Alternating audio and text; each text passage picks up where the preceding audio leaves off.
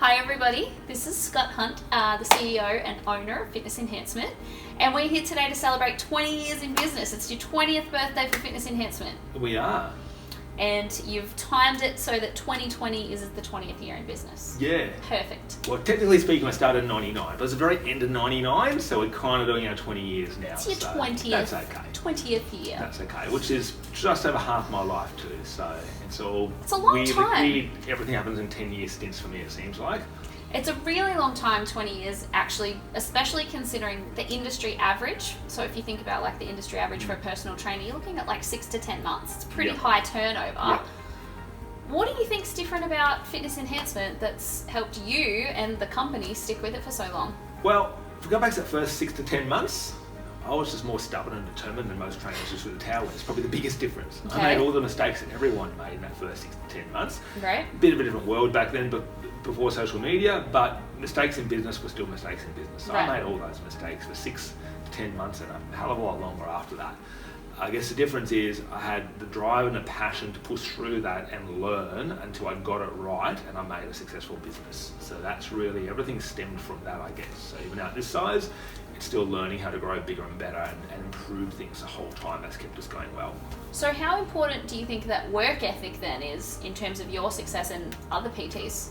Yeah, it's absolutely critical. I mean, anything's about work ethic, isn't it? You know, whether it be us as business owners or PTs or employees or whatever, or just be our clients getting results. If they're not putting in the work, and by work I don't just mean putting in the hours, I mean putting in the hours and doing smart work that's going to help them towards their goal, Right. which includes learning from mistakes, no one's going to be successful in anything at all. And, you know, I'm a bit blunt with this, but I think that's pretty fair. The harder you work, the luckier you get, right? Yeah, and you've been able to then apply your hard-learned lessons to help your franchisees to achieve success as well. Yeah, exactly, with a few less tears. Yeah. So what were some of the struggles? What were some of the hard things that you learned? Yeah, I guess the thing is you become a qualified PT and most people want to become a business owner. But you're qualified PT. And yeah, there's a business section in Cert 3 and 4, but it's really average. I did an entire university degree in business and I still didn't understand business properly when I came out of that. So a lot of it's just learning and improving the whole time and putting the hours into it. And I think a lot of PTs are focused on being a great PT, but being great in a session for a PT who's got security of employment, like a lot of our trainers, that's all they have to do is be a great PT, nothing else. But that's not the average PT in the industry. The average PT in the industry is a business owner in one way or another, and they have to wear all those different hats. And I don't think a lot of people realise that when they get into it. I agree. And therefore they neglect that area. And do you think that's probably the area that you have focused on growing the most, is the business side?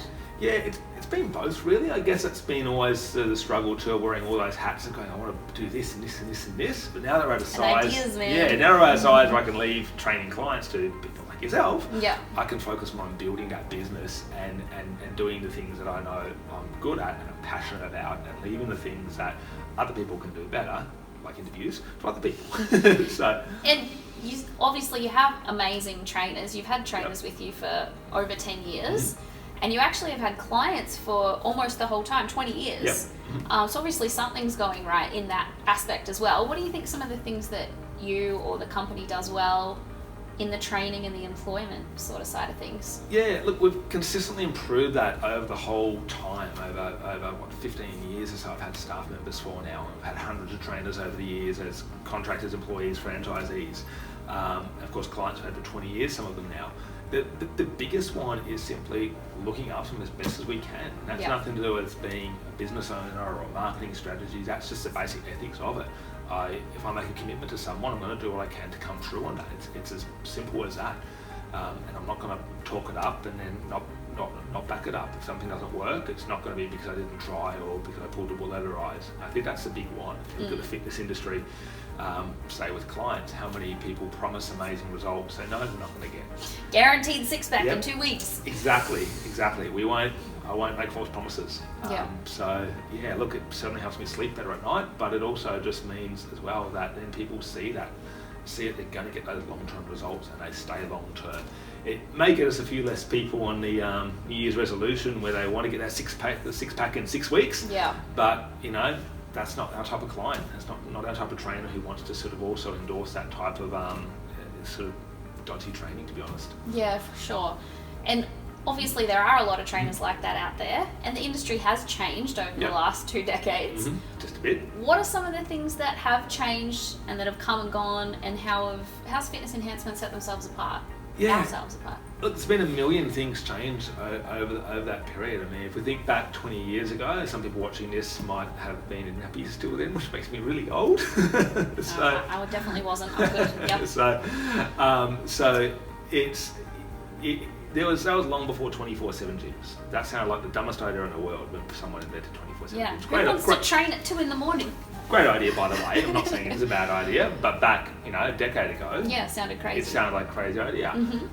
Your functional training type places didn't exist at all. Yep. So it was quite different. A gym back then was just basically your typical big box gym, but typically a crappy rundown version of that. So that's basically what it was. So for us, so you wouldn't have had a lot of competition back then. No, we didn't. So some people say it's so hard being a business owner now because it's so saturated on Facebook, Instagram, and everything. There's a lot of competition.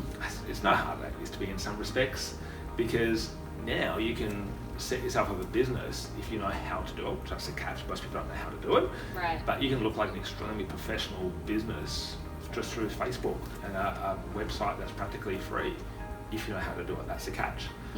Back 20 years ago, if you didn't have probably $2,000 to put in a Yellow Pages ad, you basically weren't a business. It was a different world back then. It was just different. So we had different barriers back then than what we have now. Sure. Competitor-wise though, we had a lot less competitors back then.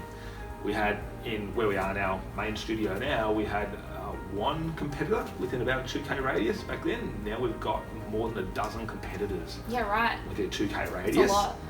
And there's probably been, 8 or 9 over those years, open up and go out of business over those years. But yeah, we're still here, going strong and expanding around the country.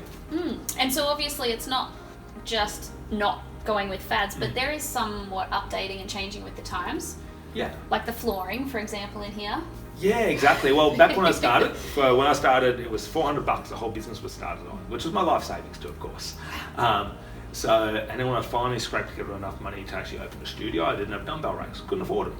Back then, you kind of get away with a crappy little place, to be honest. And you had some nice shaggy carpet, didn't you? Yeah, it was carpet, couldn't afford proper flooring. But we've updated the studio over time and made it better and better and better the whole time. Because you have to keep up with those trends. You have to keep improving. I've got a fire list every single year. I've done for the last 6 or 7 years, because it's important to stay abreast with the best of the best. So, yeah. So and that rhymes too.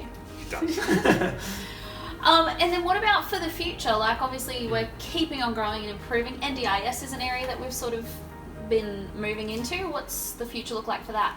Yeah, that's a really exciting thing. Obviously, is becoming a lot more awareness about the general health as a whole in the fitness industry was great. Of course, the opposite is also true, thanks to too many selfies on Instagram. But I guess it's the broader industry. Whatever you're into, not saying anything's right or wrong, but if you're into more the body shaping side of it, it's a bigger industry there. If you're into more the actual health side of it and helping people live a longer life, it's becoming a big area there. So that's always been what we've been about, is helping people live a longer, healthier, happy, more active life. So the NDIS registration is really great. We're the largest NDIS-registered personal training company in Australia. Awesome. So that's opened up some really, really big doors for us to help people who are already helping, but now with a lot of government funding to do that, and have a lot of the plan managers actually working in with us as a larger company. So and it opens really up great. Opportunities for people who maybe otherwise couldn't access training. It gives them the opportunity to train with us, which is great. We've had so many clients over the years with a disability that have wanted to train with us, do not want to go to a gym because it's a public environment, not a private studio, or they want a mobile trainer. And they simply haven't been able to afford the price of a personal trainer. That hurts to have to turn them away when we know we can help and not many other places can. So now a lot of those people have funding, which is really, really awesome. And for our trainers, it's great too. It's really rewarding work. And it's interesting, it's also almost always a quiet time of day that our NDIS clients are in as well, which is really good for that classic issue PTs have, where they're busy at prime time and dead in the middle of the day. Yeah, right. And then growing as well, like expanding into more franchises, is that sort of an area that we're moving to? Yeah, look, with a lot of big growth plans. So we're basically now, we're a bit over 2,000 suburbs we service with our trainers, primarily mobile franchisees, but studios as well now. And there's really big growth plans to expand there. We've been franchising 5 years now, so it's really been for that 5 years of really getting people happy and successful and refining it.